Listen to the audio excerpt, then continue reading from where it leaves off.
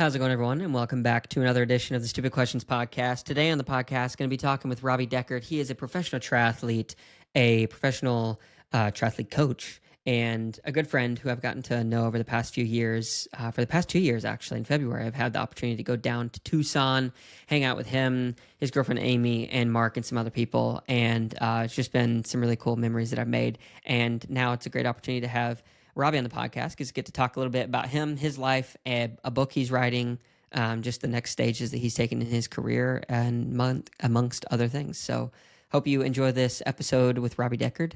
I really did, and I think it's a good one. If you made it to here, by the way, just want to say before we get started, really appreciate you being here. If you could like, comment, subscribe, share, and do all those things for the podcast, it really helps to continue to grow it. Thank you so much. And without further ado, want to jump into this podcast and introduce you to Robbie Deckard.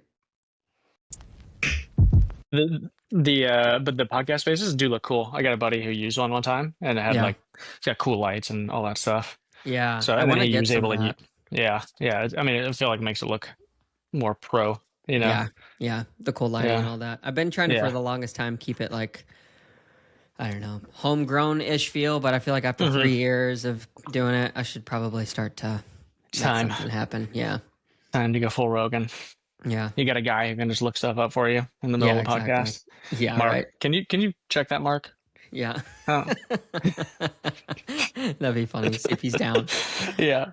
Oh, awesome. Man. Well, Robbie, thanks so much for jumping on, dude. You know, it's funny. I've been doing this for 3 years now. I've known you, I think, for almost as long, if not as long as I've been doing the podcast, or right after. I feel like I met you. Yeah, it just started off. Yeah. Yeah. Thank you for And now you got a time. stash 3 years later, and now you got a full-fledged mustache. I literally just shaved off the beard this past week. It was just getting too scratchy. Yeah. I just keep the stash. How long have you had yours? I had a mustache last year, and then shaved it off. Yeah. And then maybe 2 or 3 months ago, let it come back, I think. Yeah. So, yeah. When you look in the mirror and you see yourself with a mustache, what does that make you feel? Oh, I didn't know you were going to start out with the really hard-hitting questions on this podcast. Yeah, makes me feel a little older. You know, I look pretty young without it, so. Yeah. But now my hairline is receding a bit, so that helps me feel older. How old are you? 30. 30. When's your birthday? Yeah. You just June had 6th. 95. June 6th. Okay. Yeah. So you're coming up on 31. Yeah. 30 was the first time. I feel like I just realized that I was aging this year for the first time. Really? You know, you're a teenager, and then you're sort of 22. Then that 8 years was just the same. And I turned on my birthday. Amy was like, "You're 30 years old," and there was a big 30 on the wall, and I was like, "Fuck." What that was a decade. Yeah, I was like, a decade since I was 20. That's now I'm thinking in decades. But, yeah, yeah. It's crazy. Do you So for me, when I look at the mustache thing, because I just recently started wearing one, I think maybe a couple of years ago, but it gives me this feeling of I look like an outdoorsman, or I could do something serious. If I throw on this forest green Patagonia, and maybe have some tan pants on, and then I'm ready to rescue somebody from high alpine territory, in a helicopter. Yeah. Or train a dog or something. Speaking of dogs, how are your dogs doing? Your dogs are a bit older. Yeah, they're 14. 14. That's crazy, man. Yeah. Amy just sent me a photo. I'll hold it up to the screen. Pull it up. They're out at the park. No, I mean they're super healthy. They're the most active, healthy 14-year-old dogs I've ever been around. But yeah, where's the camera? There it is. It's so they're out of the park today, just chasing the frisbee and the tennis ball in Oro Valley. Yeah, I was gonna say you're in Tucson right now. Yeah. Yeah. Been there for a couple weeks now. Yep. If you want to come down, we don't have a guest room. There's 2 bedrooms, but if you got time to sneak down, which you probably don't. But I know. Yeah, I was thinking about it. It makes me sad. This time of year for the past 2 years, I have come to visit you guys for a week or so. I don't know if I don't think it's actually gonna be able to happen because it's this next week we've got some stuff going on with ultrasounds. The baby hasn't flipped yet, so we're trying to figure that out. But then, Ashley's gonna be potentially having the baby in the next 3 weeks because her mom is 2 weeks early on all of her stuff. Yeah, so it's a bit of a bummer, but maybe next year, I don't know. Maybe something will happen. Who knows? There's some things up in the air that could potentially push me down there for some work reasons. Nice. So we'll see if that pans out. But other than that, yeah, I don't know. Yeah, babies need sunlight too. Yeah, exactly. Bring the baby now. Yeah. Throw it on the Yeah. back, do a track workout with a 5 pound Yeah. baby on your back. Yeah. Yeah. What's your training like right now? Oh, dude, I've been running actually. I've got a marathon this Sunday. I've never done an open marathon, and I coached Nice. myself, did this 9 week build, got up to 62 miles in a week, no injury. I've never felt so good running, honestly. And I'm like, how do I keep this level of fitness for an entire triathlon season? I'm like, oh, I can't do it unless I'm Sam Long. Okay, cool. So how are we gonna actually make it look? Yeah. Yeah. Yeah. Yeah. I saw a run you posted. I forget if it was Strava or Instagram story or something, a progression run going from like 120 heart rate to 175 at the end. But a good pace progression. Yeah, dude, I love those. Those are my Yeah. favorite kind of runs. If I could do all my runs like that, it feels natural to me. I don't know. Like it feels good to build in and then be like, okay, hit a wall and or don't hit a wall, but like, okay, I'm not going to go any faster. This is it. Yeah. You get like 90% effort. Yeah. No, Yeah. I mean, that's every single high school long run. Yeah. Did you Yeah. did you grow up doing cross country and track and all that stuff? Is that how you got Yeah. into the endurance world? Yeah. Or yeah, middle school, I started running cross country. I Oh, was okay, nice. 14. Yeah. And Was then it all through high school. was it your own volition or was this like your parents were like, "Hey, you should go up cross country?" No, completely. Yeah. I was a baseball player from the time I don't even remember a time before I wasn't playing baseball. Oh, really? And then I just got into lifting weights one summer. And like this guy would come over, he was the track coach, the middle school track coach, and he would come over and like babysit me, like when I was 13 or 14. Yeah. We would just go to the gym every day because I didn't have a license. So during the summer, he would just come over and pick me up, and we literally go to the gym for 5 hours because he was like a semi-pro, like power lifter, Oh, like wow. snatch and clean and that kind of stuff. So we would just go to the gym all day Wow. and train, and I was a little skinny guy. And then so that got me into fitness, and then I started running. And then the Tour de France came on that summer, and we would watch Oh, it. yeah. So That's then awesome. obviously I like cycling, and then joined The the rest is history. track team, yeah, that year, and then Yeah. stopped baseball. So Yeah, wow. yeah. Did you know pretty right off like that, after you start to do that at a young age, you're like, "Oh, maybe this is something that I want to do for the rest of my life," type of a thing, or at least for my athletic years? Yeah, definitely. Yeah, immediately. I liked it because baseball is a team sport, and I was always an introvert. I'm just Mm, not a big social guy at all. yeah, I think I spoke like 4 words in my first 5 years of life, really. and then yeah, I mean not really, but pretty much. Um, yeah, I just liked endurance sports because Mm, it's all on you. If you succeed or fail, it's your fault or you're yeah, doing. yeah. Well, that seems like an appropriate time to ask the question then, who is Robbie? Because you touched on that a little bit. Yeah, I'm just 30-year-old guy with a mustache and 2 dogs. Yeah, Yeah, no, I mean, do you want my exactly. background? Yeah, yeah. Yes. Give me the everything. Like you're talking about introverted, endurance sports. You didn't like saying a lot of words. What goes on internally in Robbie's mind that like defines him to be who he is today? Yeah, I would say the biggest thing that what's my most defining characteristic? I just like being outside. Honestly, I'm just like I enjoy being outside. I like photography, like nature photography, just because I see it. You go outside and it's easy for me to see like what's pretty, like beautiful things outside. I've just been that way my whole life. Like as a kid, I was an Mhm. only child. I grew up with dogs, and we were on a ranch or a big farm, like Yeah, where at? 68 in Indiana. Okay. So I mean, I just spent my whole childhood outside on a four-wheeler, just walking around the woods and stuff. And I feel like that's a reason why I like endurance sports now is because I was walking in the woods alone, basically training at a young age. Um, same. I was going for a long run in the forest, and Yeah. then yeah. So yeah, I would say that's my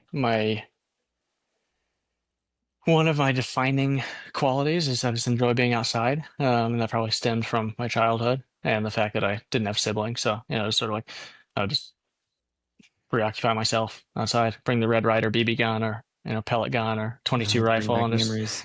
Yeah. yeah, run around shooting trees and stuff. Um, yeah, and then yeah, my second the thing people know most about me is probably that I like endurance sports, like the physiology behind stuff, and that's what piqued my interest immediately when I started training in middle school. I was like, okay, I know nothing about running. I've never run beyond like running an outfield for baseball. Like, how do you do this? Um, so then I bought Joel Friel. I don't know if you know that name, Joel Friel. He's like one of the Oh yeah, founding fathers of yeah. endurance And Training training Peaks, books. right? Yeah, maybe Training Peaks too. And Joe and Dirk is his son, right? oh yeah, Dirk. Yeah, maybe. Yeah, I don't know the exact Or story, uncle? but Yeah, Joel was he's like one of the original training book guys. So yeah. I bought the Triathlete's Training Bible as my first ever book. I can picture it right now. It's blue and white. Um, yeah, and that I read that front to back, a few times in high school, and Wow. that's I mean, ever since then, I've just been super interested in physiology and training, and it's to my benefit and my demise as an athlete as well. Like I coach athletes, and it's definitely helps them that I've done a lot of experimenting on myself over the years in terms of training protocols and stuff like that. Altitude tens, VO2 max blocks, there's different methods of anything and everything I've tried basically. But obviously, it hurts me as an athlete because some things work, but then my curiosity kicks in and I'm like, what if? So I'll do something else. And then maybe Hmm. that doesn't work as well. So your race performance goes down. So that's sort of been the story of my career. Now that we were just talking about, I turned 30 last year and, the last decade went by pretty quickly, but it was a decade and I can sort of see my trajectory athletically has been pretty up and down over 10 years. Yeah. I've had some good Trending races up where though. uh, I feel like if you look at the last 5 years, not so much. Like my best Hmm. races are in 2022, I would say. That Okay. time frame, 2022, 2023. And then the last 2 years were pretty bad. This year was my worst year in the last 15 years. Just one life kicks in harder the older you get. I was lucky to have support from my parents, but you can't have that forever and Yeah. shouldn't. So that, and then yeah, just training was pretty inconsistent. This is the first year I've been like not 100% motivated every single day to train, and I think part of it's a positive feedback loop of getting bad results. Like you Mm. get a few bad races in a row, like I've always been motivated by that, but then 12 months of bad races in a row and it like sort of feels like it kicks you down a little bit. And Yeah. yeah. But yeah, so where was I going with that before? I mean, yeah, so curiosity and endurance sports and I love being outside. Combine those two things and I get to pretty much live the dream every day. I'm Yeah. outside and doing endurance sports. Yeah. You mentioned the support of your parents. What did your parents do or what do they do? Yeah. My dad is an attorney and Okay. he's pretty much retired. Um, Now he lives in South Florida. And then my mom, when they got divorced when I don't even know how old I was, 7-ish, Well, pretty young. the age when I don't know, when I was young enough to not really remember that much. Hmm. Um, so she stayed at home, I'm pretty sure, or worked for my dad part-time when I was a kid. Okay. So that was nice growing up on the farm because I was home with her quite a bit. Yeah. Um, and then yeah, she lives in Indiana, and my dad lives in Florida. And she still works. My dad is, for all intents and purposes, retired. Yeah. Do you Yeah, want to ever get back to a lifestyle where it's like you are live on a ranch or a country plot of land and have the four-wheelers and everything? Back in yeah, Indiana? 100%. Well, Yeah. definitely not Indiana. Yeah. No. Tough state. Yeah, I've lived in too many nice places to, I think, go back there. Yeah. It's just winters sucks. Yeah. It's like for anyone who knows the Midwest or has spent a lot of time there. Like yeah, I mean, for 4 months it's just gray and cold. So Yeah. for training outside, it's not really the nicest. But I'm glad Yeah. I grew up there because you don't know better. Yeah. So going out when it's 5 degrees, in the dark before school was not a problem at all. Yeah.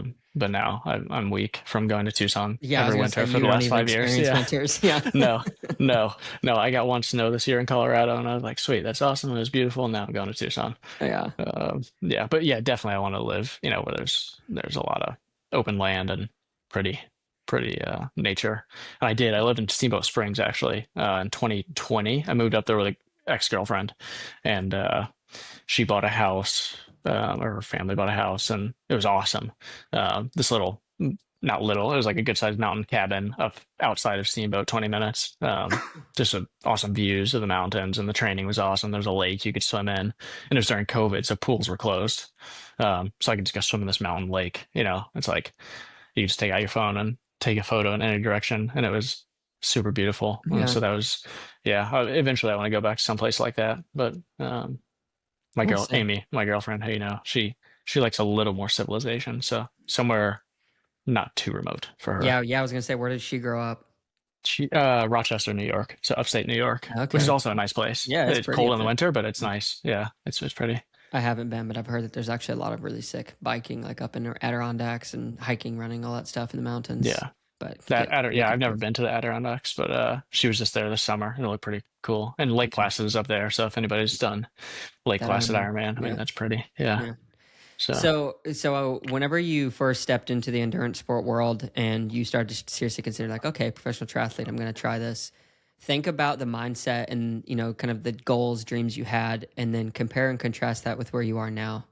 What kind of yeah, differences we're looking at? it definitely, I mean, reflects how old I am and sort of what state of life I'm in. When I started, the Olympics was my goal. Obviously, like that was all that. That was the That was pinnacle. it. The Olympics. Yeah. Yeah, I was like, I have no goal in life but to make good grades and make the Olympics for triathlon. Good grades. I had a big Olympic flag in my room, and that was pretty weird as a high schooler looking back. Actually, I didn't really. I mean, I had friends on the cross country team, but like I was pretty focused in high school. Like extremely focused. Yeah, so I was just training, found a good coach in high school. Luckily, it's easy when you're a teenager to find really shitty coach off the bat because you don't know anything and you have no Yeah. idea who knows what and who's going to guide you down a good path, especially at a young age in a Yeah. developmental phase. And I was just lucky to find a guy named Greg Mueller, who's from Indiana. He's coached, I don't know, dozens of ITU guys and girls, like Taylor Spivey and a lot of people, especially early on in their careers. So yeah, I was lucky, fell in with Greg and his squad of like elite ITU guys. Um, and so that was the singular focus for everyone in that group was the Olympics, and it was a good focus group of people. So um, yeah, it was pretty simple. I mean, just one goal, and everything in my life and every day revolved around that. So I got decent at ITU, like 10th at junior nationals, so not like, Yeah. I don't know. I was racing the guys like Dar Smith and Austin Hindman. Who else is still racing? Actually, of that group, I don't know who's still racing. I mean, Dar still does pretty well. Hmm. But I mean, you know how it is in high school sports. Like there are some guys who are just 4 or 5 years ahead of everybody. Like they hit puberty early and they're 6'2" and just they're Yeah. men, Yeah. and I wasn't that. Late But bloomer. I'd work. Yeah, yeah, yeah, not late, just normal, Like I mean, Yeah. when you're racing the best kids in the country, like you got True. to be True. an True. early bloomer.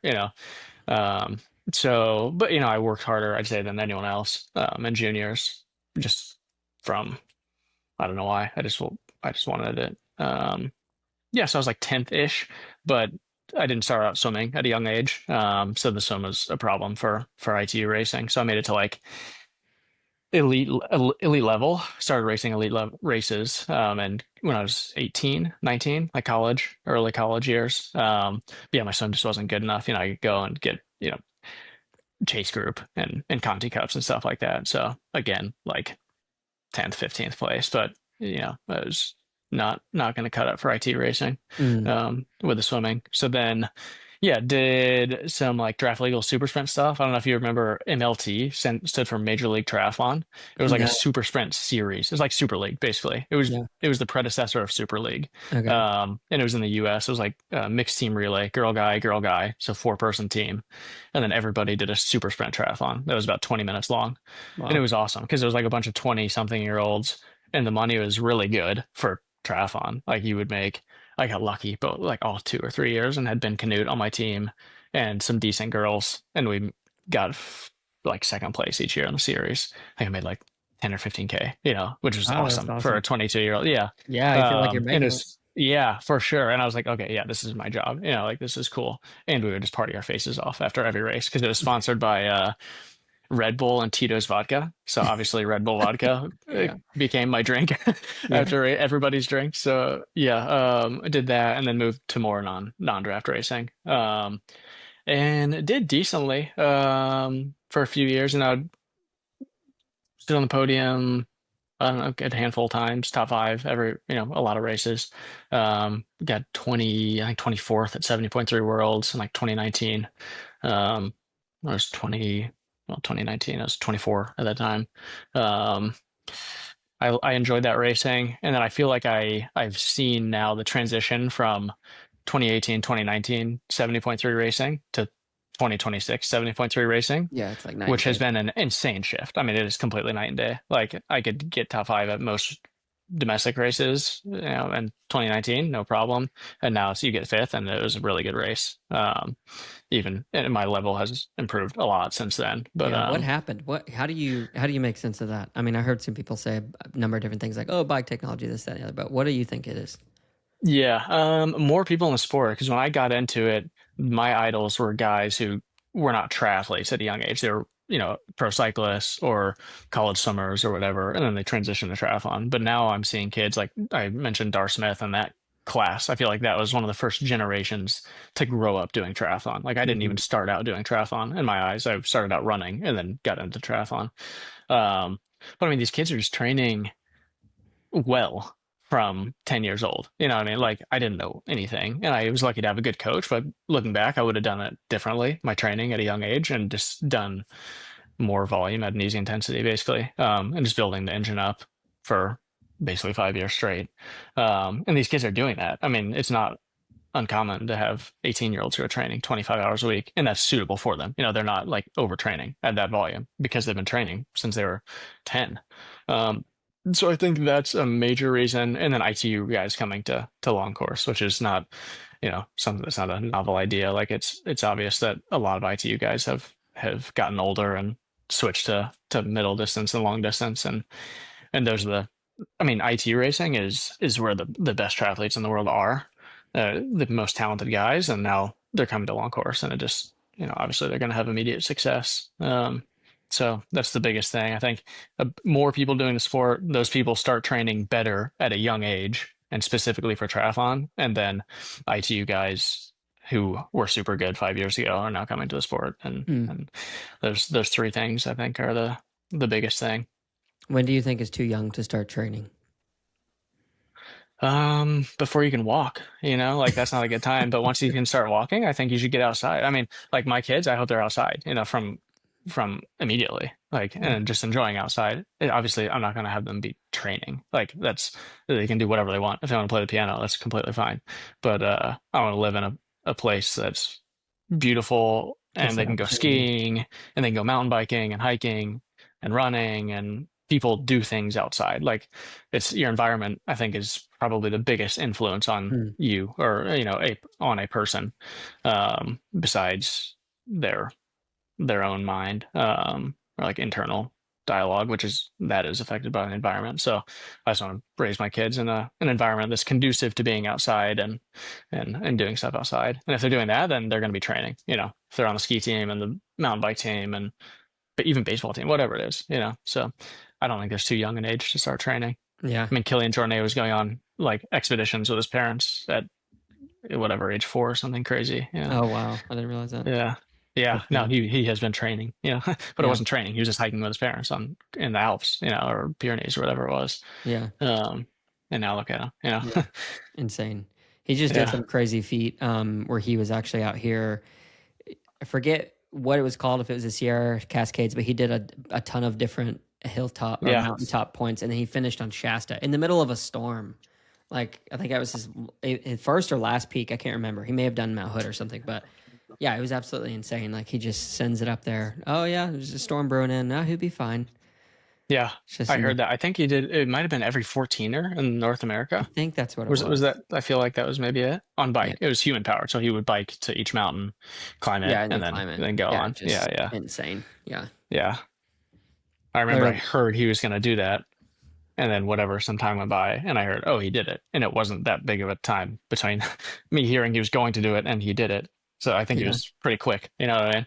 Oh, it was so fast. Yeah, I have to look it up. Actually, bear with me. I'm gonna actually Yeah, Google yeah. this really quick. Can we get Mark? Is there somebody here to look this up for us? I know. Come Mark? on, Mark. Where Yeah, you at? yeah. Wait a minute. Yeah. Here we I'll look go. too. This is why I love ChatGPT. That's what I just opened. Yeah, he did it from September to October. He launched September. a project called States of Elevation, aimed to climb every peak above 14,000 feet in the contiguous U.S. And linked them by running, hiking, and cycling. So he summited all 72 accessible 14ers in the lower 48, including Yeah. Colorado, California, Washington, and completed the full route in 31 days. There's Dude, 630 miles running and 2,500 miles cycling in with 31 days. 403,000 feet of climbing. How many grams of 403,000 feet. carbs? How many liters of oxygen did this man Yeah, suck I at? know. That is insane. Wow. It's Mm. pretty cool. Do you ever want to do anything So, like that? yeah, definitely. Yeah, I'm like on the fence. Sometimes I'm like, no way would I want to do a 100-mile running race, but then other times like I would like to do 1 month running race. So I'm like, I Yeah, don't know. Yeah, 1 month. probably. Yeah, Yeah, yeah, yeah. yeah. What Western about you? states. Yeah, maybe. Yeah. No, I do want to do actually. So my friend Seth Ruling, he grew up similarly to Huh. where I did in North Carolina or North Carolina. What am I saying? Tennessee. Yeah. I know his parents. I've known him for a while. He was always into sport way before I was, but he recently did Western States, and I got to watch him do that, and that was like the whole day while I was watching that live video. I was like, I'm going to do this. I've got to do this. Yeah. 100 mile Yeah. race. It's very So cool. I do want to do it. In fact, I thought about this being the year where I kind of focus on ultra running or just running in general. We'll see. I don't know if I'm going to do that or not. Yeah, it kind of depends on how this marathon goes. But yeah, I would love to do something like that. Yeah. He's quite good, Seth. He I is. paced my friend named Eli Hemming, who does trail Yep. racing, and he used to Oh be a yeah. triathlete. Oh, was Eli on your podcast? Yeah, he was. I need to have him on Okay, for a yeah, run yeah, too. Yeah, super good guy. yeah, I didn't know you were yeah. there doing that. That's awesome. Yeah, well, I did this race in Arizona last winter. I forget, like Black Canyon, or Yeah, I forget Black what it was Canyon. called. Yeah, yes, it was 60 mile or 100K or something. I Yeah, paced Eli for the last like 10 or 15 miles, and Seth was winning that race. yeah, So I yeah, got to watch Seth, and then yeah, Eli yeah, blew up. We were running with him for a little bit, and then he dropped us. yeah. Sucks. Yeah, I mean, he's a little D- dude. I mean, his run stride is really nice, and yeah, yeah, yeah, it was a hot day, so I think it was yeah, good for him. yeah. It's crazy. Mm. Do you a few minutes ago you were talking about like the inner voice. I would love to hear a little bit about your inner voice and more specifically, what are some of the critiques that you have or the loud voices that you sometimes have to ignore? Or do you ignore them? Do you use them to fuel you? Like do you have any of those? Inner voices. I mean, no, I don't. I wouldn't say I have like much No, no, I'm pretty positive overall. I don't know if that's luck or just developed it, or you develop confidence at a young age. I don't know. I mean, That's obviously, awesome. like I'm not. I don't think I'm the man 24/7. I'm I not. mean, you have the mustache, so I do have a mustache, so yeah, I'm not far from being the man 24/7. But yeah, negative. I mean, yeah, there's nothing negative, I would say. I mean, obviously, everybody has negative thoughts. Like, I mean, we're human, so I'm not like yeah, positive all day, but yeah, as a person, I mean, as an athlete, yeah, obviously you develop negative thoughts. I mean, if you race poorly, like I mean, you're bummed out immediately, yeah. and then, but You start I'm questioning pretty good everything. at, yeah, it's easy to question stuff, especially it's easy to question stuff when you're changing your training too often, like which I have done over the last 5 years, just trying out different training methods. Like I acknowledge there's inherent risk for less steady progression when you do stuff like that. Um, but yeah, I would say I'm pretty good um, after a bad race to being like, okay, that's the race is done. Like let's move On on. to the next. Um, yeah, and I mean I think that my dad would always say, or a guy my dad knows who would race cars, sprint cars. If his famous quote, or it's famous to me because I've heard it 100 times now, is Yeah. that race has been run. Like it's Mm, done, like that race is in the past. So, there's no need, you can learn from it if you made specific mistakes in training or during the race, but there's no going back to fix it. So you got to keep going forward and focus on the next race, yeah. um, which is a good mindset. I mean, because bad stuff happens to you all the time in life. So even Yeah. somebody cuts you off in traffic, like it's amazing. Like how some people can get so pissed off at that. Like I mean, I get pissed off at people too in the car, but yeah, try not to let it like Mm, it shake my internal equilibrium for too long. You know what I mean? Yeah. No, it's interesting. So I was actually thinking about that yesterday as I was driving. There was somebody who was the light turned green, and I was behind them, and then they took. It was a long time by most standards, like 2 or 3 seconds before they started taking off. And the guy behind me was like freaking out, getting all up on my tail, like I could do something about it. But I was going yeah, from a one lane turning lane into like where it splits to two, and you could go around. And I was slowly getting over, and he's like all up on my tail. I thought he was going to hit me, but it's interesting. Like we have so much confidence because there's like a windscreen or I have an engine under my foot where I could, I guess, run away if something bad happened. But the yeah, emboldened attitude of, I think it's actually a deeper symptom of just most people having some kind of just issues going on internally, and like that's the only route that they know how to kind of cope and let those emotions fly. yeah. Yeah, I don't If know. I've ever been mean to anyone, which I've never intentionally been mean to anybody, unless they deserved it because they were being mean. Um, which there are times, you gotta put people in their place. But I mean, if I've ever been mean to anybody or snapped at somebody, it's because I was pissed at myself for something. I mean, and it's Mm, important to recognize that. Like, if anybody is ever, mean or snaps at you or whatever, anything something in a going wrong. daily life, it's like they're probably not a bad person.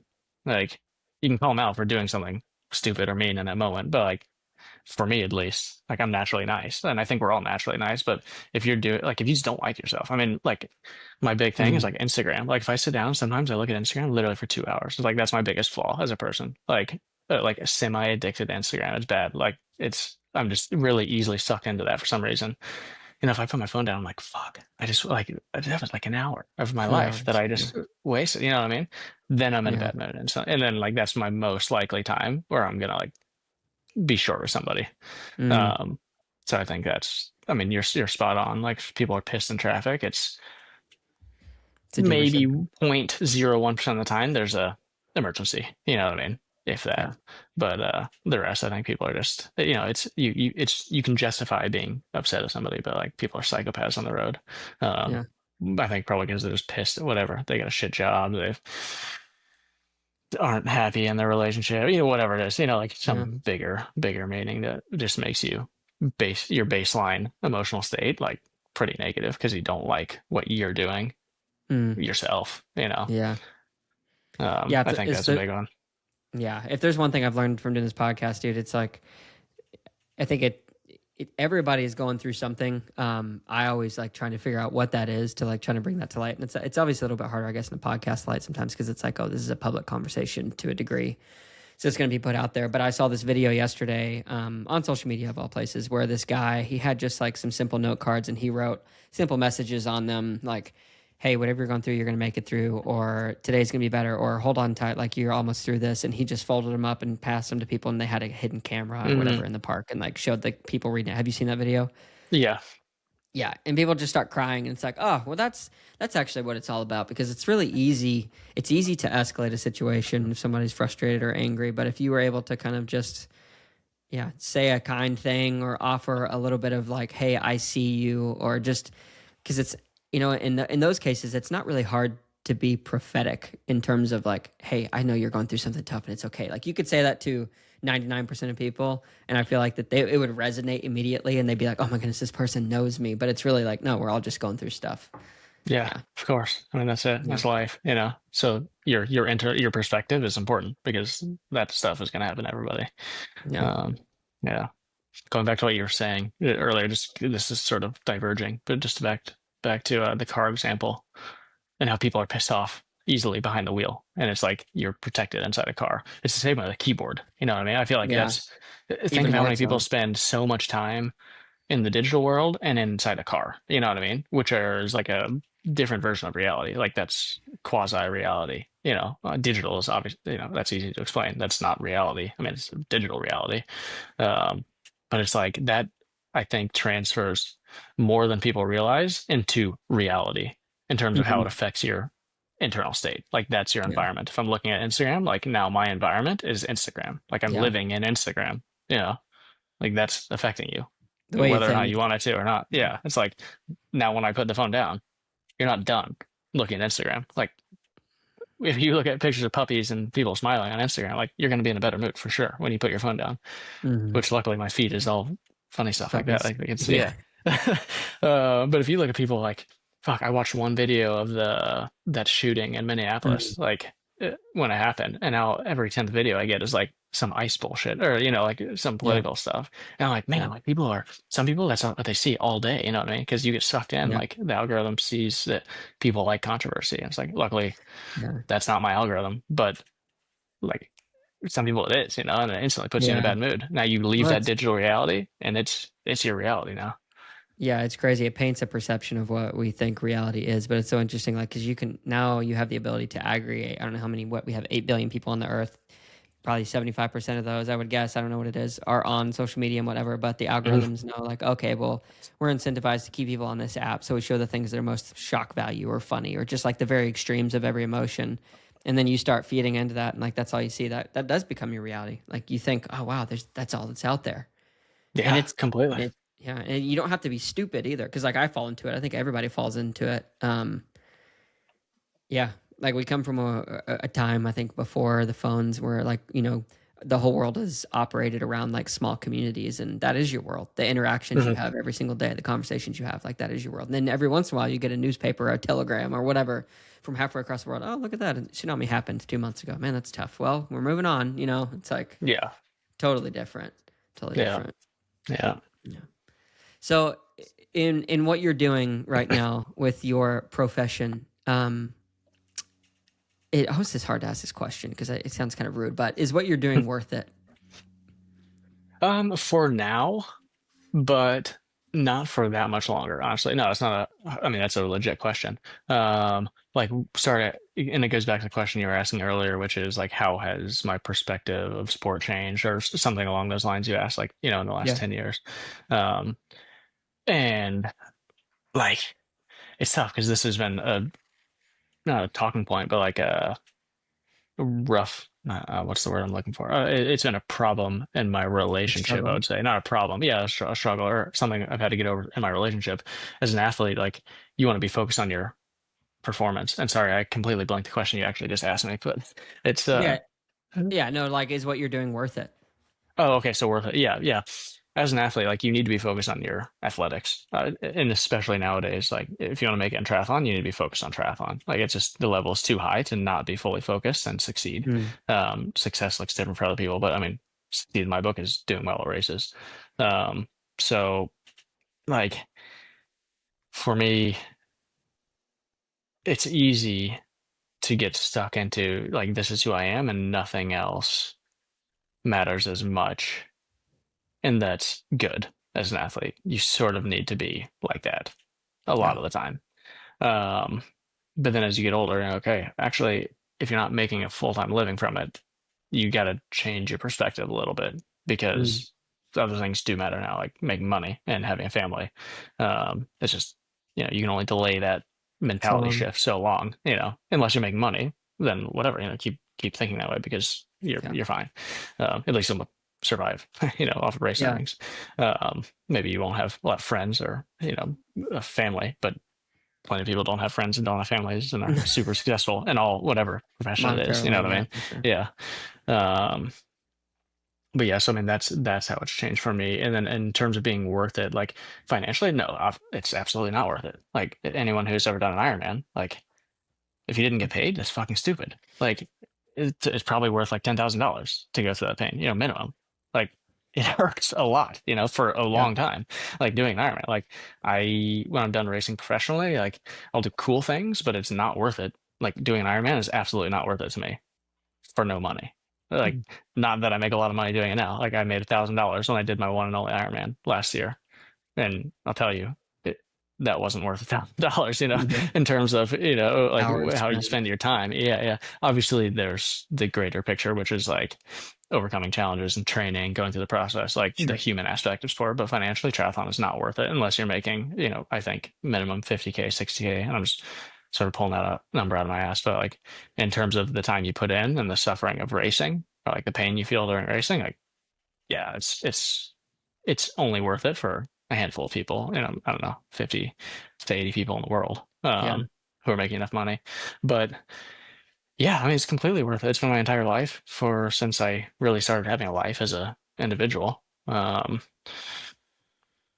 So, eh, in that sense, it's worth it in the sense that I've had something that I've been working towards my whole life. I think a Hmm. lot of people don't. And I mean, I've lived in a bubble in the sense that essentially everyone I know is an athlete. I mean, obviously I know people who aren't athletes and I have some family members who are Yeah. not athletes, but my family's small. So, I mean, my reality or life has been one that's, I think, pretty different than the majority of people on Earth. Yeah. And the people around me all have the same goal they're working towards. And there's a spectrum within my population of friends of like determination, but I think that spectrum falls on a larger spectrum, and it's on one far end of the human spectrum of like purpose. Um, so I mean, let's see. So in that sense, it's been worth it for me Yeah. because I've had a very strong purpose my whole life. Yeah. And I think that's important. And it probably is part of the reason I'm pretty positive as a person and have enjoyed life and enjoy life and will Yeah. continue to enjoy life. Yeah.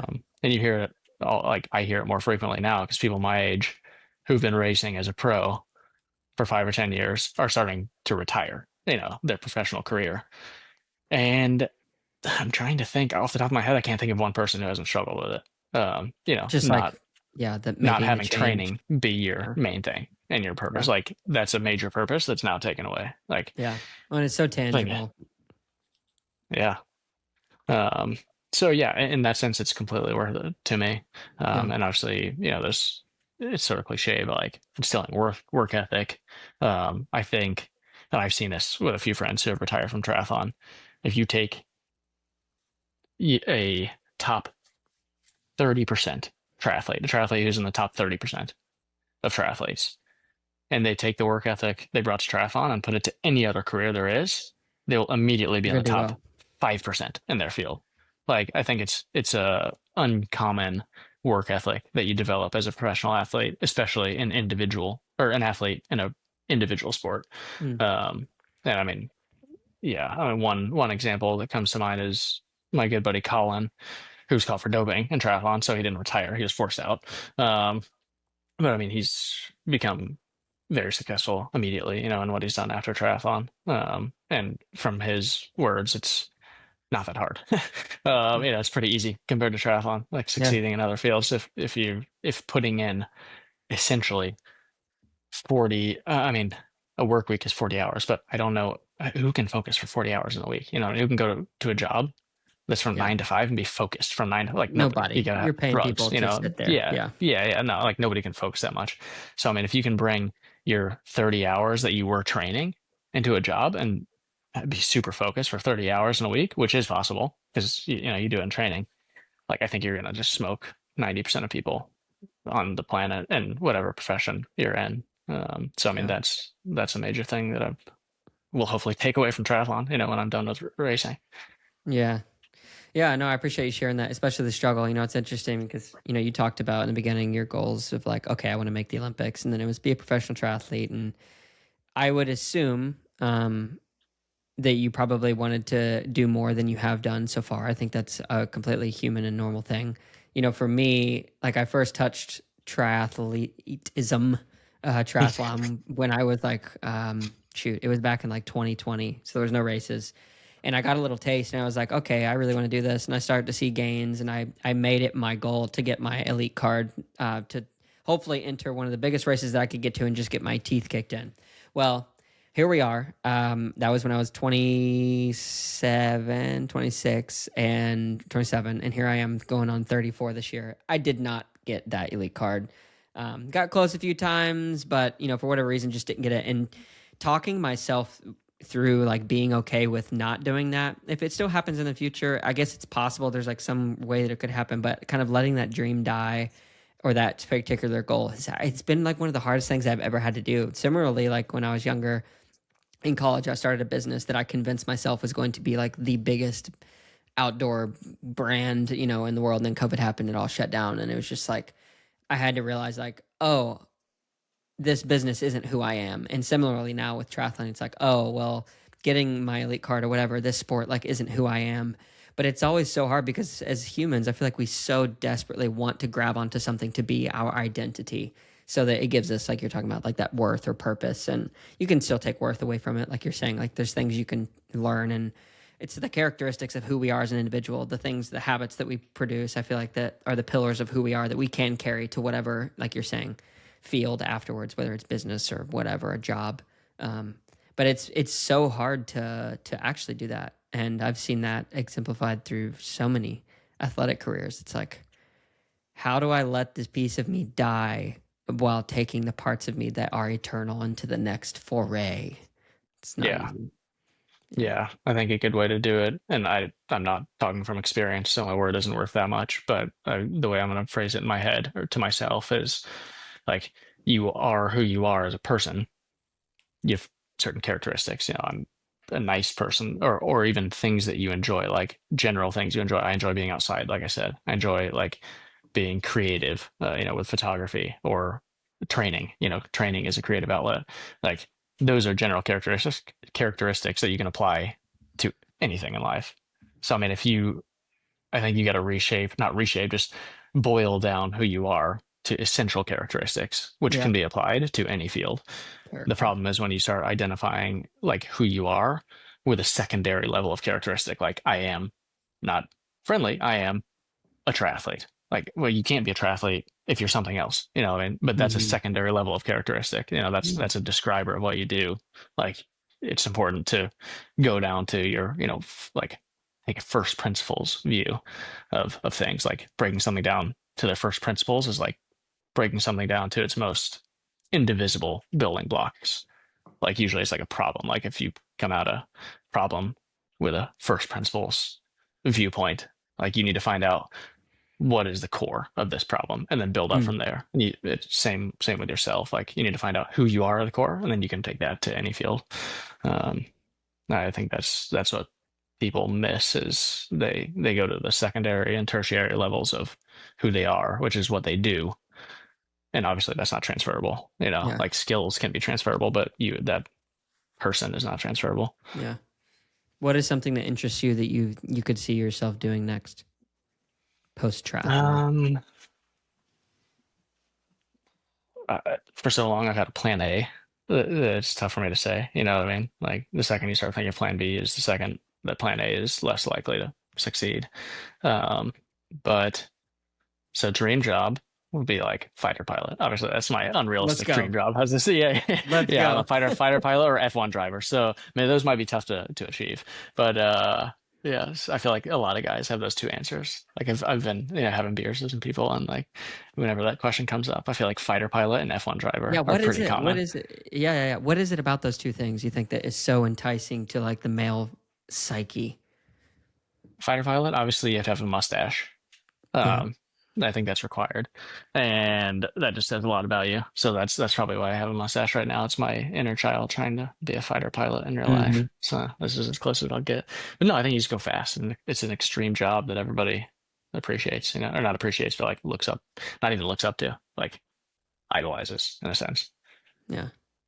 Um, yeah, I don't know, but yeah, I mean, so real job after triathlon. I mean, I coach people now, and I enjoy that.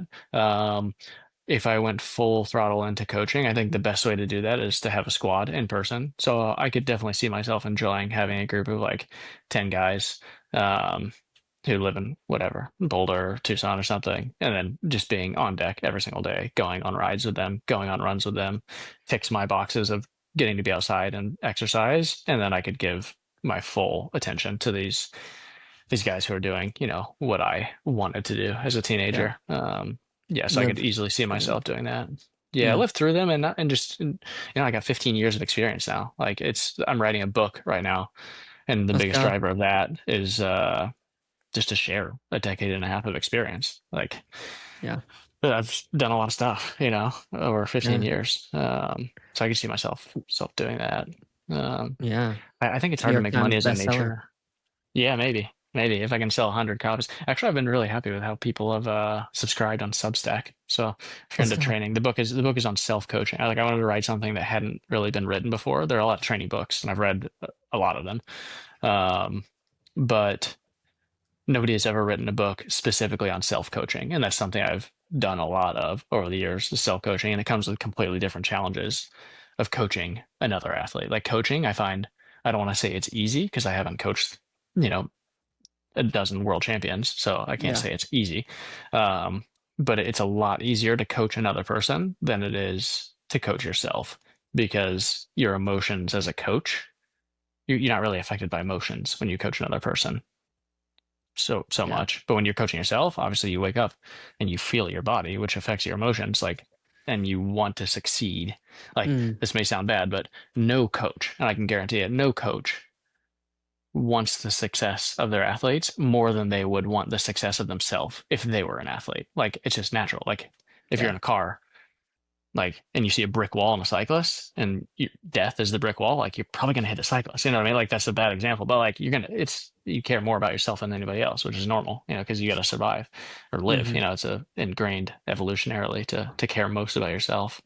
Um, so Interesting. it's Mm, harder to coach yourself in that sense because your emotions get more tied into your decisions. So yeah. this book is basically partly physiology, but that's more the easy stuff that you can read in 100 other books that have been published. But more so, like, what are you going to encounter on your journey of self-coaching? Like, because you will want to change your plan too frequently, probably, unless you're like semi-autistic and you can just override that. You know what I mean? Like, you need to have a pretty low emotional C, or pretty calm emotional C, Yeah. uh, as a self-coach athlete. So That's interesting. I've been coaching yeah, myself now for the past year and a half or so, and the only way I've been able to stay consistent, I think the most success I've had, it's only a year and a half, not compared to your quite extended self-coaching side, but it's when I draw out the entire plan, plug it into Training Peaks, and then only make minor adjustments for like that week, like moving workouts around based on how much recovery time and stuff is needed. But if I don't do that and try to build it like I build for my athletes, which is there is a big plan, but more so week by week, yeah, it ends up getting changed a lot more.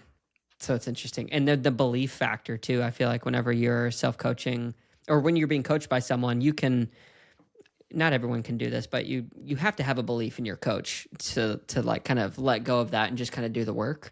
But then when you're coaching yourself, it's like for me, it's like, well, not only do I have to plan it out and trust that, but I also have to believe in what I've planned for the future before I'm actually there, which is like really difficult for me to do to like have that belief because like you're saying, you want to shift it, you want to change it. You're like, oh, maybe I should feel this by this point. Oh, maybe I shouldn't feel, or maybe I'm overstressed right now, or oh, I feel this niggle. Maybe I did this too much, and it's just like yeah.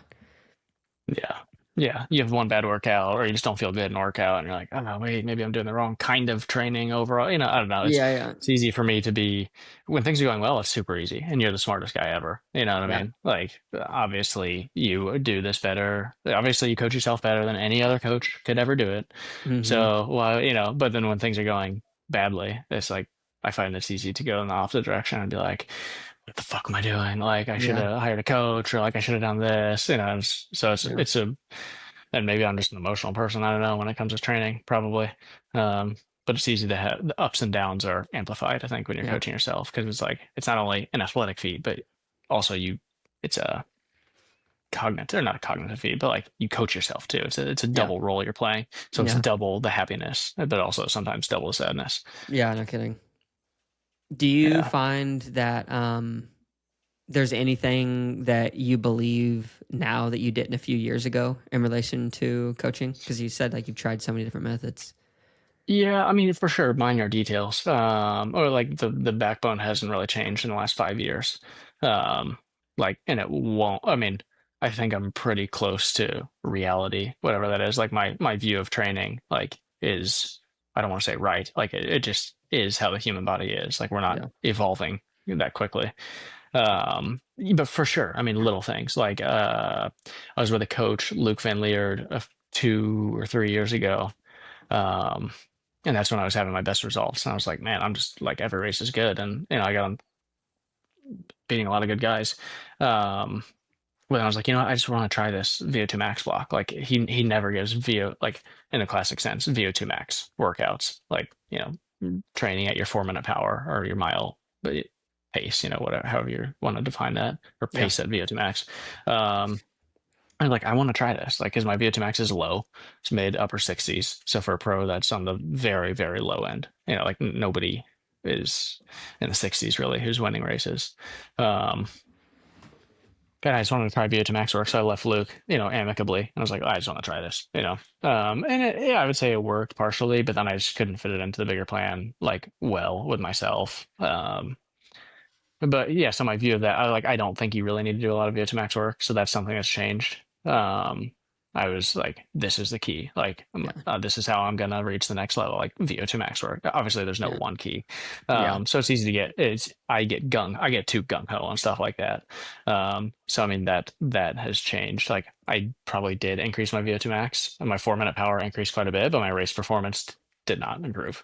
So I'm like, okay, you can improve your VO2 max with this type of work, but I didn't improve my race performance. Yeah. So I mean, that is something that's changed for sure. My Do you put emphasis it? on that. I'm curious. Do you put VO2 stuff now like more? You're doing your whatever 4 or 5 week build. Do you put it more toward like the end of that build, like in the peak Um, phase, or like where do you decide to put those now? it completely depends on the athlete. And I think the number that's more important than VO2 max is VLA max. So your max glycolytic rate. Like Mm-hmm. VO2 max is the The oxygen indicator of stuff. the strength of your aerobic system, but you have the anaerobic system too, which is how fast you can produce lactate basically, or burn glucose to Yeah. make energy or make ATP.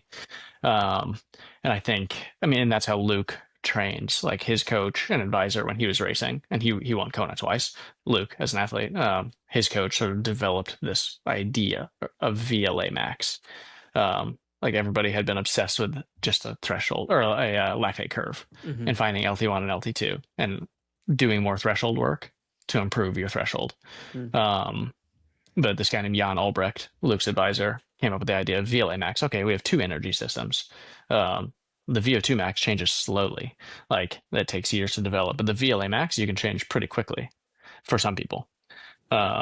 So anyway, I think focusing on the VLA max is the way to go, honestly. And this is a semi-controversial topic in the coaching world, like the use of VLA max in training, and how useful it is. I think it's extremely useful from my experience. It's the number one indicator of how I have raced in the past. So yeah, I actually just started working with Luke this week. I was like, if I'm going to be racing for a couple more years, I just want to focus on having good results now as an athlete, not so much experiment. Like, I've Yeah. learned a lot, and I coach people, and every athlete you coach is an experiment in itself. Not that it's like, you're just praying that it works out, like it's a Yeah. controlled experiment, but it Yeah. is an experiment. So yeah, I went back to working with Luke just because he has worked with VLA Max for Mm. decades now. Yeah. Um, but yeah, so to answer your question, it depends on the VLA Max when you do the VO2 max work. Yeah. If your VLA Max is very low, then VO2 max can work to increase your VLA Max. How do you But if your practically? VLA, Sorry, yeah, go ahead. I was gonna say, how do you practically measure what your VLA max would be?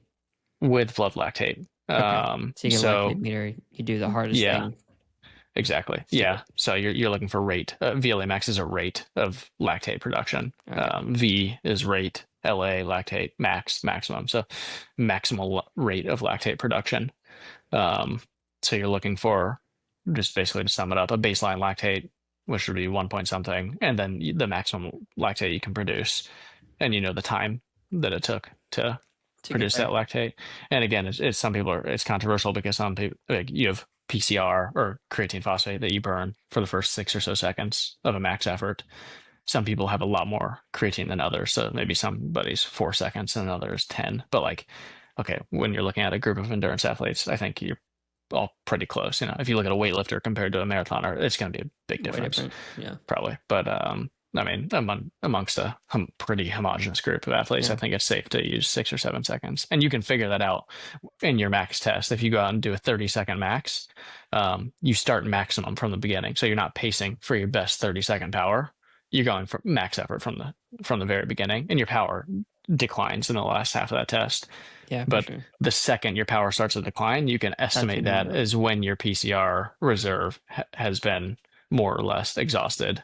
So you expanding. can then subtract that from the 30 seconds to get your rate. Because again, it's a rate. So how many Yeah. millimole of lactate are you producing per, say, 24 seconds?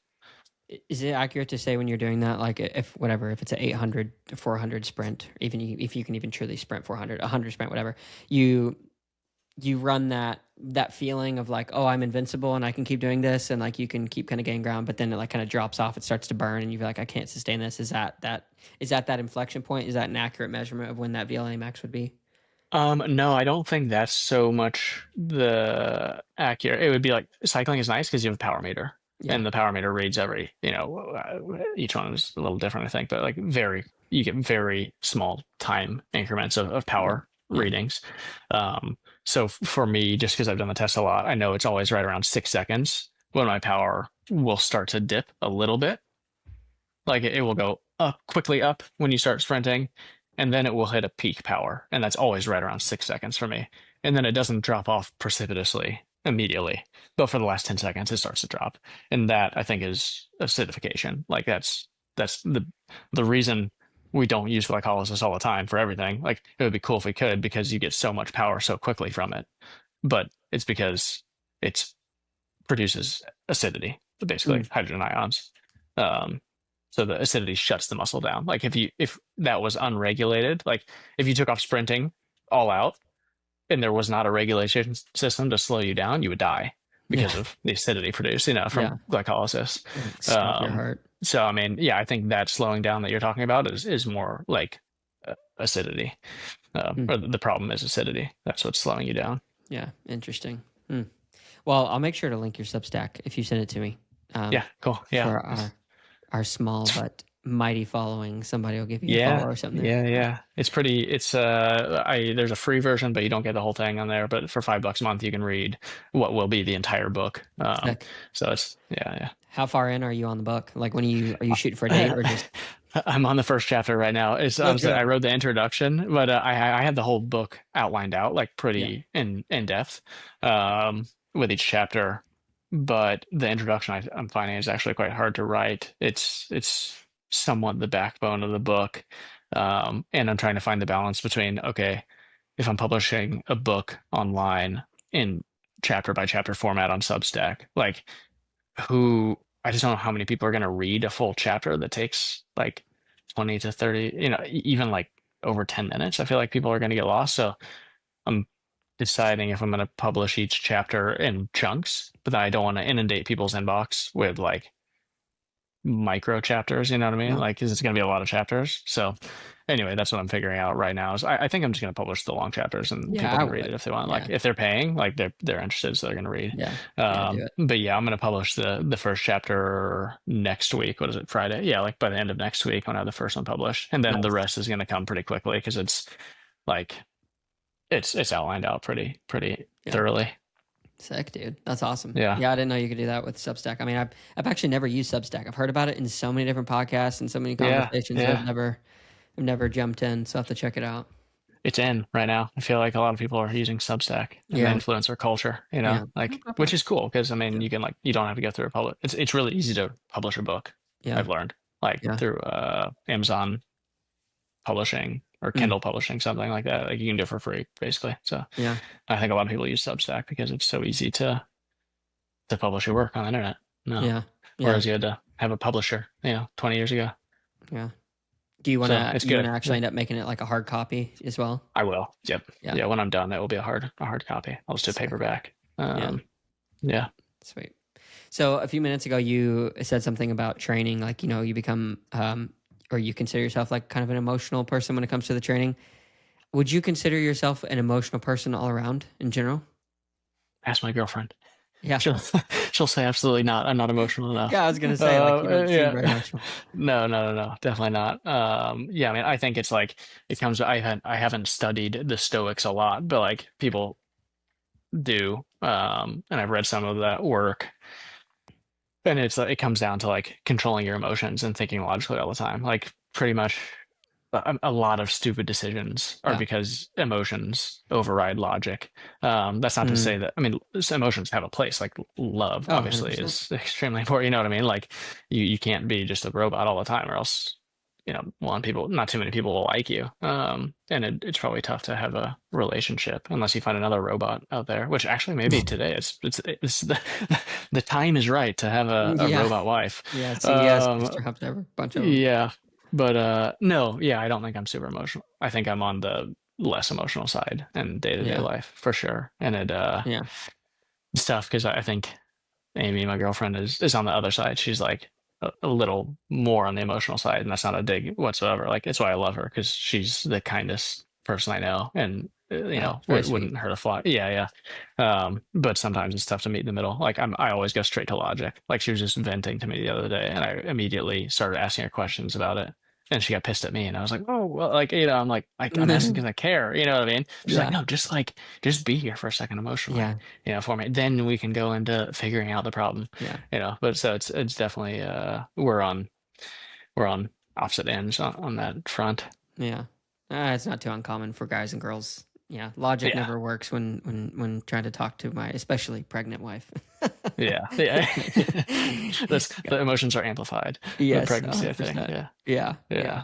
It's So honestly, dude, I feel like I've gotten more emotional too. I don't know what it is, but yeah, it is what it is. But with the emotional conversation, I want to ask you two questions that are not necessarily related to what we've been talking about, although there is some relation, I think, depending on how you answer them. But they are, I would say, more of an emotional root. So, are you ready for me to ask you these questions? You're the first. I'm yeah. going to test these on you. This is gonna be fun. Oh, cool. Oh, Yeah. I hope they work.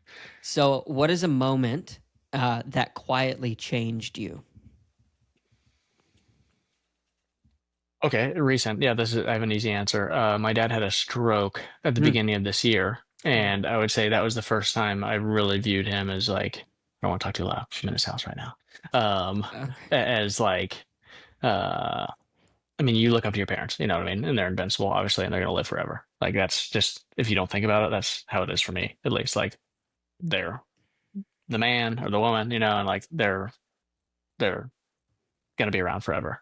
Mm, But I was lucky that he didn't die, and he is too from the stroke, because people do die from strokes. yeah, Um, but that was the first time I thought, okay, like life doesn't last forever. I need to embrace my time with, specifically my time with him, but more in mm, general, just my life every day. I need to embrace it more fully and appreciate, every day. It sounds cliche, but like, I mean, riding it's on the not road, I guaranteed. could die any day. You know what I mean? I rode today in South Florida where there's a million 80-year-olds on the road. Like, I'm lucky I didn't get smoked today, honestly.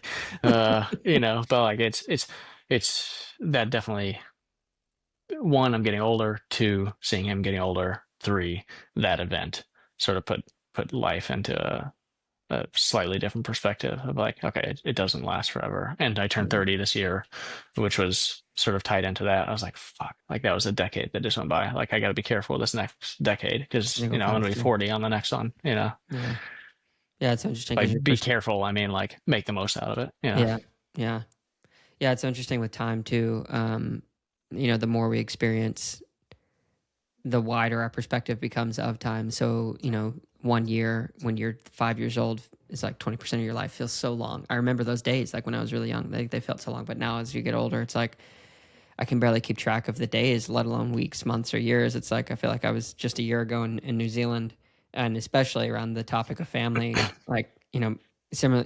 So your dad just had a stroke, but that's huge um, for a perspective shift. But Ashley's family and my family, seeing my mother get older, my grandmother just moving in with my mom, like seeing people age before my eyes in a way that I have never noticed before. It's Hmm. kind of interesting. Even looking at myself in the mirror sometimes. I don't think I've aged a ton, but 34 now, going to be 34 in September. Seeing that happen, it's like, oh wow, like I never even thought I would make it to this age. That's what's kind of crazy. Yeah. But I here we mean, are. when you're 20 and you're looking at a 34-year-old, they're an old fart. Yeah. I remember those days. Like the guys I would train, they're like, "You're 29, dude. Get the fuck out of here, bro. Yeah. You're too old to be hanging with us." Like, now I'm 30. It's like, but Yeah. it's funny. I don't think of myself as old. I talk to a Yeah. 22-year-old. No I'm one like, we are does. the same. We are Yeah. same, but different, but same. Yeah, yeah, for sure. And same with my dogs. Like they're getting old. I was showing you a photo of Fudge and Pre at the beginning, Yeah. and they're 14. I got them when they were little fur balls, like the size of a water I bottle. know, dude. And I'm lucky they've lived so long. Like they're super healthy, and I've kept them in shape, and they have a happy life. But like, yeah, they don't have too much longer. I mean, they're not going to live That'd be another pretty 10 hard on years. you. Yeah, For sure. Yeah, yeah, yeah, yeah, um, yeah. Not looking forward to it, but it's part of it. yeah, I feel like I see this. I was telling you earlier also that like on Instagram, I get a lot of dog videos, and right now, one common theme or like thought that people are having in the comments on these dog videos is your dog is around for part of your life. You're around for their entire life, or I like know. your dog is part of your life. You are their entire life, or something like that. And it's Yeah, obviously it's like a live, laugh, love quote on your wall, but I mean, it's true. It's like when you think about it, and if you have a dog that you actually love, some people have dogs, and I feel like they like their dog, but they don't love their dog. Like I love my dogs, like they're my girls. Like I raise yeah, them. They're my best friends. mm, And it's true.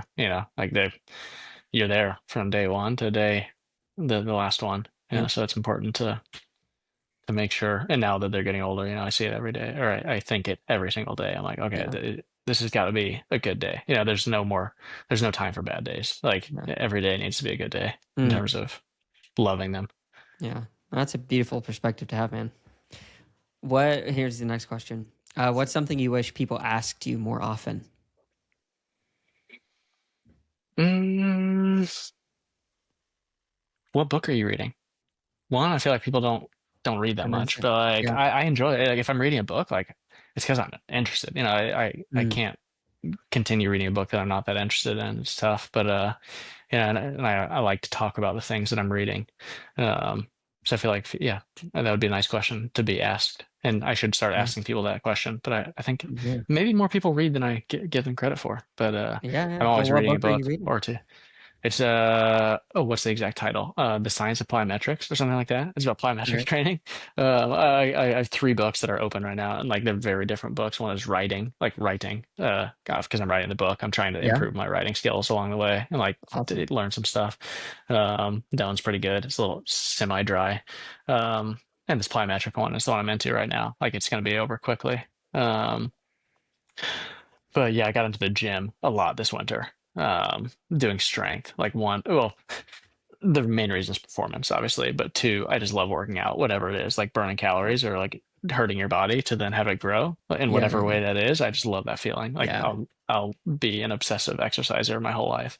It's awesome. Um, and then the third reason I've gotten in the gym is because Amy is doing a high rocks in like 2 weeks, and Oh, I was let's like, she go. gets she gets muscular really quickly, or like she gets like jacked looking, like not Hmm. huge, but Yeah. Like smaller I'm body like, I frame. can't be Same. this scrawny little dude, walking around with my super hot muscular girlfriend, Yeah. and stuff like I gotta get in the gym. At least I got a few weeks of off season. I need to go hit the bench press a little bit. But yeah, I think there's something to strength training for sure. Like endurance training is 95% of it, but Hmm. strength training is important for endurance athletes, I think, especially Yeah, more man. so some than others. Like me, I have been 144 pounds for the last 10 years, like plus or minus a pound. Like I just can't put on like even in the gym, my muscles are bigger. I feel them and I'm way stronger and I have not changed weight at all. So like I think if you're of that build, like naturally pretty skinny, strength training is really important. Some Hmm. people, are naturally super strong and put on muscle quickly, then I think it's a little less important for those athletes. But so yeah, I'm reading a plyometric book because I want to keep this strength training program throughout the year. And like I think doing squats all year is not the best use of your time as an endurance athlete. I think plyometrics are probably if you did one exercise in the gym, it'd be some sort of jumping, bounding, hopping, skipping, something like that, Yeah. or even weighted plyometrics if you work up to it. So this book is pretty interesting. It's just by one of the top strength and Coaches. conditioning coaches. Yeah, especially for endurance athletes. Yeah. So Mm. that's a good book. Sweet. Main I love. finding, I'll give it to you real quick. Real Yeah. quick. It's Yeah. like you have different phases of the contraction, like the eccentric contraction, you hit the ground, if we're thinking of it in running, like you hit the ground, your muscles eccentrically contract. So Hmm. you're going down into the ground. Then there's a transition period, and then there's concentric contractions where you're propelling yourself off the ground. Like the goal of eccentric or of plyometrics is basically to reduce that pause, the switching time between eccentric and concentric contractions. So decrease ground contact time and do so like that gap between contraction types. You want to make that as small as possible, basically. And then the effect of doing that kind of work, it also affects your fascia, like your tendons and ligaments and the fascia in your legs. So that has a elastic quality, and Mm. doing plyometrics increases that elastic quality. So for triathletes, I think it's hugely important to do stuff like that, because economy is a hugely Everything important there. part of running. Yeah. Yeah, because you're fatigued off the bike. So I mean, the running speeds of triathlon, they're getting faster, but still relative to fresh running, they're not that fast. Yeah. So the more economical you can be in terms of your movement, the better. So I think that's why I'm reading the book, because it's super important. Like Patrick Yeah. Lang, like he's in the gym quite a bit, I know. And he's just extremely economical, and he wins Kona, and I think that's a major reason. But yeah, Yeah. sorry, I Especially at interrupted the you. age But everyone. No, oh, I for know you're sure, for fine. sure. Yeah. Yeah, I love the strength training stuff, dude. Whenever I've done strength training and kind of built it up in the winter and maintained it through a season of just doing triathlons, like I don't. The best way I know how to describe it is just you feel more put together. Like when running, I feel like I can like physically grab the ground with my feet, and like it's a more in tune feeling for. Especially, I think it's really important if you actually want to change your run form, because without having the muscles work or to know what that feeling is in the gym, I feel like it's harder to actually like be self aware enough to like change your posture, change your lean, change how far you drive your knee, whatever. Like all of those things become yeah, doing gymnastics too. Honestly, I guess that's why I like gymnastics so much growing up. Is because I think in a lot of ways, I guess it could be considered plyometric, like tumbling and whatnot, like a lot Oh of yeah, running, jumping, skimming, even doing handstand press work and all that stuff. I feel like it prepared me for triathlon in so many different ways, for just body awareness for how to change, like you're saying, run economy, which is really yeah, hard for some people to do. Like especially people who just like are finding this sport and it's like, oh, I don't really run, or what is swimming.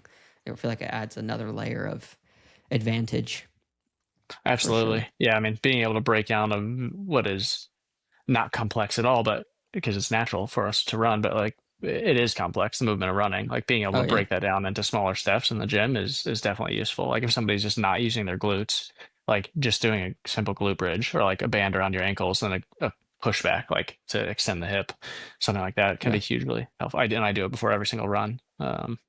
I think that's actually my run economy is why I've had any success in triathlon, because it's not the engine um, size. You know, it's you just float. the yeah, yeah, whatever it is. I mean, and I was doing gym work at a young age. Like I said, that's how I got into triathlon, was lifting weights that one summer. Yeah. Um, so I think it's super important for triathletes. And as you get older, like I coach a few older people, a guy who's 70 years old. Oh, let's Um, go. That's amazing. as a cyclist, yeah, he's super strong. Like as a rider, but like he's in the gym, and I mean, I talk to him. He's a doctor, super knowledgeable and interested in all the training stuff. And yeah, I mean, just the benefit as you age of strength training is pretty huge. And just being able to lift stuff, like it's nice to look good too. Like if you put on 3 pounds of muscle and you're lean, like it's noticeable. Like Yeah. you just look better. I don't know if that's egotistical, but when I'm done with triathlon, I'm putting on 20 pounds of muscle for sure. Yeah. Like Just gonna just get jacked. purely for looks. Yeah. Do some high rocks. Oh yeah, for sure. Yeah. It's hard for me not to do Amy's training with her because I love it. Like I said, Yeah. like just any exercise where you can go hard, and Yeah. then Let's go. Let's do it. progress it. Yeah, yeah, yeah. Wall balls. Yeah, Yeah. Yeah. They're pretty yeah. You got to sick. keep. Yeah, you got to Yeah. keep me away from the wall ball. So I'll go too hard. That's awesome. Yeah. Sweet man. Well, last question for you. Existential Yep. question to bring it home. When you die, when that day comes, what is the best case scenario in your mind for what happens? Do you think that there's any like other layer, next level, something after? You talking what I want to leave behind, or what am I going to? What are you going to? Or to a mountaintop. I'm gonna ask somebody to take me to a mountaintop and spread my ashes. Yeah, Um, but like the scene in The Big Lebowski, they're standing on the cliff by the ocean. Have you seen that movie, The Big Lebowski?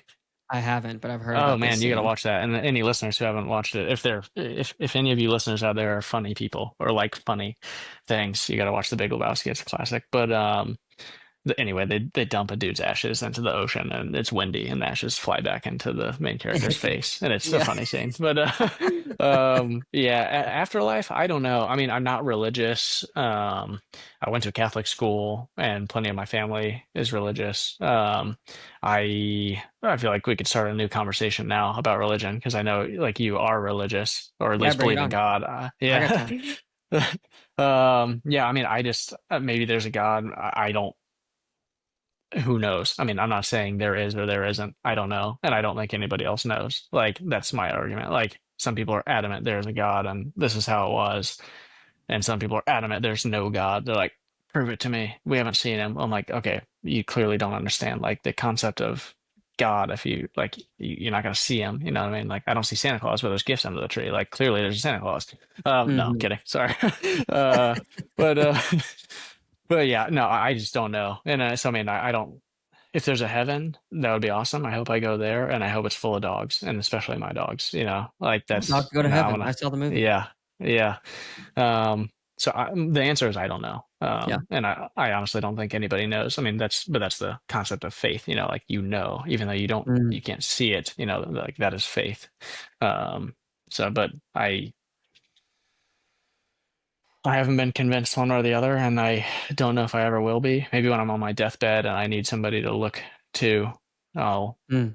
find God. But because you hear that often, you know, like people don't like even play with the idea of there being a God until they're dying. You know, I think that's pretty common actually, Staring especially down the older edge people. of, Yeah, yeah. I watched this interesting movie. Maybe you saw it. I think it was like Afterlife or something like that, and it was about uh people who have died, like gone unconscious and like their heart stops beating, but then they're revived and like what what they saw. they experienced during that time. And it's interesting. People are like convinced that they saw, you know, whatever these things. And I Hmm. mean, I'm not saying they didn't, but it's sort of sci-fi stuff that some of these people say they saw, you know, the pearly gates or heaven or whatever, a bright Yeah. Yeah. light. And I'm like, you probably did see a freaking bright light. Like you're in a hospital room, like unconscious, like the lights are bright up there. But you Yeah. know, it's interesting to hear what people say that they Yeah. saw because that's the closest we'll get to somebody telling us what it's like to be dead. Yeah. Because they technically were dead for a short period of time. But Mm. yeah, so roundabout way to answer your question, I don't know. And that's one reason why I just like to tie it back into getting older and sort of my view of life. Like there very well could be nothing. You know, like no matter what people believe, like we don't know. Like there could be nothing after life. So it's important to live your life well and be kind and enjoy it. You know, if people are obsessed with working or making money or doing this or doing that, like you need to still enjoy it. Because it very well could just be done. And we're just Yeah. some atoms in the ground, you know what I mean? And we're reincarnated. I Hmm. do believe in reincarnation because we are reincarnated. Our atoms go on to form other things, you know what I mean? Yeah. Like we go Dirt into the to ground, you know, dust, you yeah, return. Yeah. yeah, Yeah. exactly. So I mean, a part of, yeah, yeah. So I don't know, but I Well, do want to leave something behind. Like, right, that's one reason I'm writing the book. I mean, it's not a major reason, but like I want to leave behind some sort of body of work, you know, to that my ancestor, my you know my grandkids and their kids can read and be like, oh, my grandpa wrote this, you know, because that'd be sort of cool, yeah. And other people can read it and learn from it, but yeah, just to leave something behind so people can keep benefiting from your life even when your life is over. mm. What about Thanks you? for Where are we going?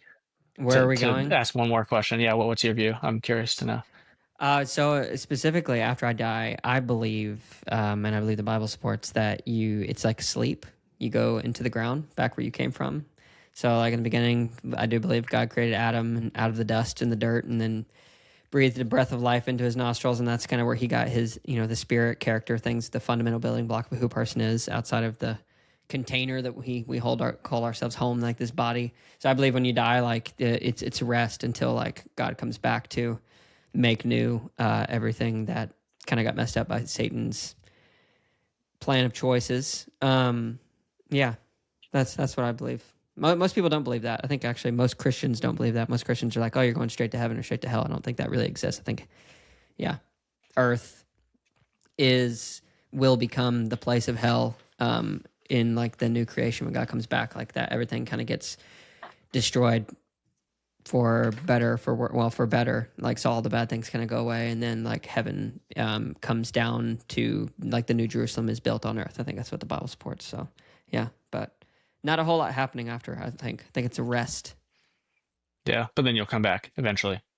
Yeah, I think that like when God comes back, like that there will be a resurrection, and everybody who died will be raised up, and based on the choices that you made, like if you accepted Christ's sacrifice, like if you did, then you're going to be with him, and if not, like you're going to be here and burn up. I don't believe that hell lasts forever either. Like that's a pretty popular belief. There's some translation stuff where it says like that the smoke of their torment shall ascend forever and ever, but when you look back at like the old actual interpretation for the original Greek and Hebrew, it's more of like a significance of like they will be no more, like when you burn a fire, like the smoke rises forever, but it doesn't mean like someone's constantly burning. I don't believe that that's what a loving God would do. I can't imagine, the way I like to look at it is now I'm going to have a daughter, and I more or less have created her by the grace of God and the sexual parts that I've been given.